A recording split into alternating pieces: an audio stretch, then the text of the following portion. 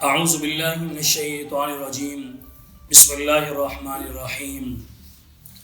والدین اگرچہ گناہ گار ہی کیوں نہ ہوں، ان کی چاہت یہ ہوتی ہے ان کی اولاد نیک بنے، ان کی اولاد نمازی بنے، ان کی اولاد جو ہے تقوی والی بنے، ان کی اولاد اللہ کے سامنے رونے اور دھونے والی بنے، ان کی اولاد جو ہے راتوں کو اللہ کے سامنے اٹھ کر گڑ گڑانے والی بنے، ان کی اولاد با اخلاق بنے، با ادب بنے۔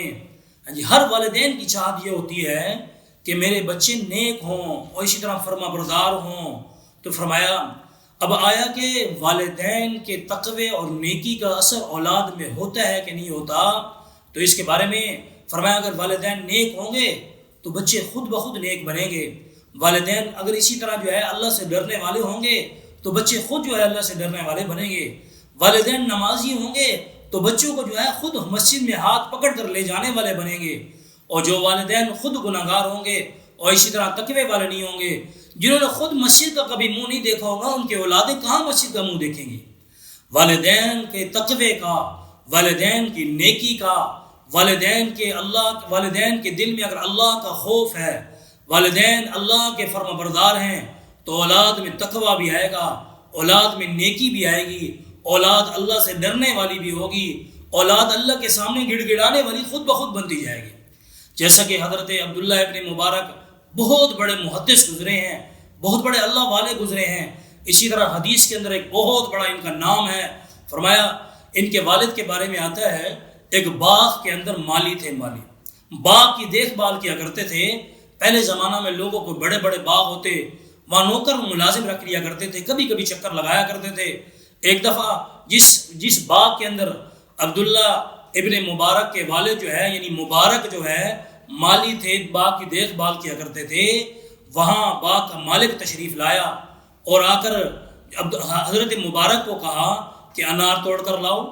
وہ انار توڑ کر لائے تو وہ کھٹا نکلا، اور پھر کہا دوسرا توڑ کر لاؤ، وہ بھی کھٹا، تیسرا توڑ کر لاؤ، وہ بھی کھٹا، چوتھا، اسی طرح توڑواتے گئے تو وہ کھٹے نکلتے گئے۔ تو کہنے لگے کہ تم باغ کی دیکھ بھال کرتے ہو، باغ کے رکھوالے ہو، اور اسی طرح باغ کی جو ہے ساری ذمہ داری تمہاری ہے، تمہیں پتہ ہی نہیں ہے کہ کون سے انار کا دانہ کھٹا ہے، اور اسی طرح کون سے درخت کا دانہ کھٹا ہے، کون سے درخت کا دانہ میٹھا ہے۔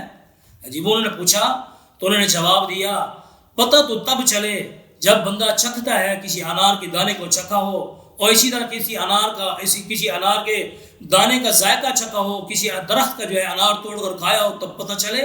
تو کہنے لگے میں جب سے اس باغ کے اندر مالی لگا ہوں، جب سے میں نے اس کی باغ کی دیکھ بھال شروع کی ہے، میں نے آج تک ایک انار کا دانہ نہیں کھایا۔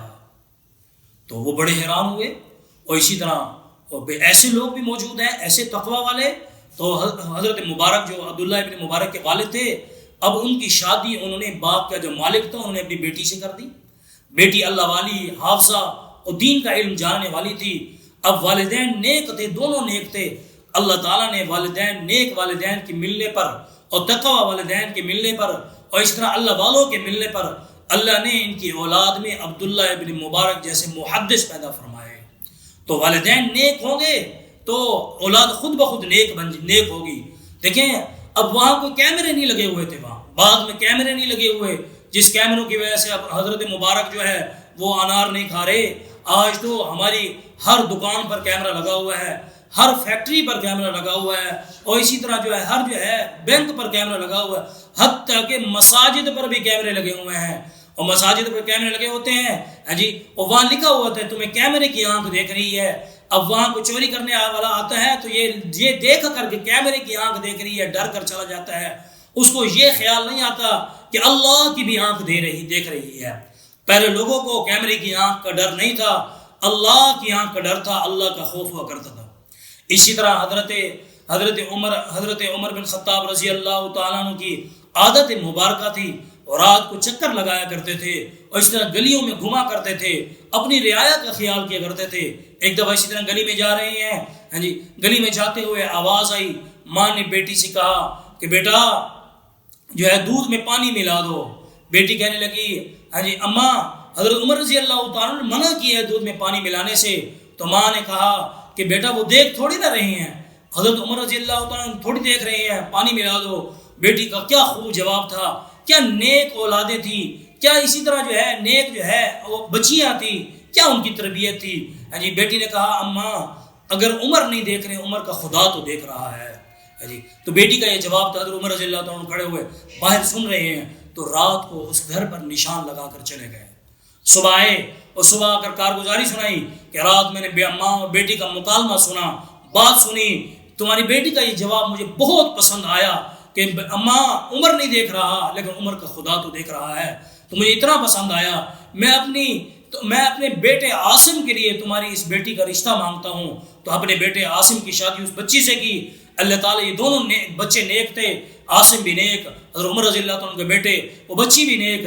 اللہ تعالیٰ نے ان کی اولاد میں پھر ایک بچی دی جن سے آگے حضرت عمر بن عبدالعزیز رحمۃ اللہ علیہ پیدا ہوئے۔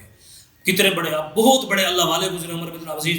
تو والدین کا تقوی کا اولاد پر اثر ہوتا ہے، والدین کی نیکی کا اثر ہوتا ہے، والدین کی جو ہے نا اسی طرح والدین کے دل میں اگر اللہ کا خوف ہو تو اولاد پر اس کا اثر ضرور ہوتا ہے۔ تو ہمیں چاہیے ہم خود بھی نیک بنیں، خود بھی اللہ والے بنیں۔ ہم اگر چاہتے ہیں کہ ہماری اولاد نیک ہو تو ہم خود پہلے نیک بنیں۔ اگر ہم چاہتے ہیں ہماری اولاد فرما بردار ہو تو ہم پہلے اللہ کے خود فرما بردار بنیں۔ کہیں ایسا نہ ہو ہم تو اللہ کے نافرمان ہوں، ہم یہ چاہتے کر رہے ہیں ہماری اولاد فرما بردار بن جائے، تو یہ بہت مشکل ہے۔ اپنی زندگی میں تقوی لائیں گے، اولاد کی زندگی میں اللہ تعالیٰ خود بخود تقوی پیدا کر دیں گے۔ اللہ تعالیٰ مجھے اور آپ کو تقوی والی زندگی گزارنے کی توفیق عطا فرمائے اور نیک اولاد، تقوی والی اولاد عطا فرمائے۔ اللہ مجھ کی توفیق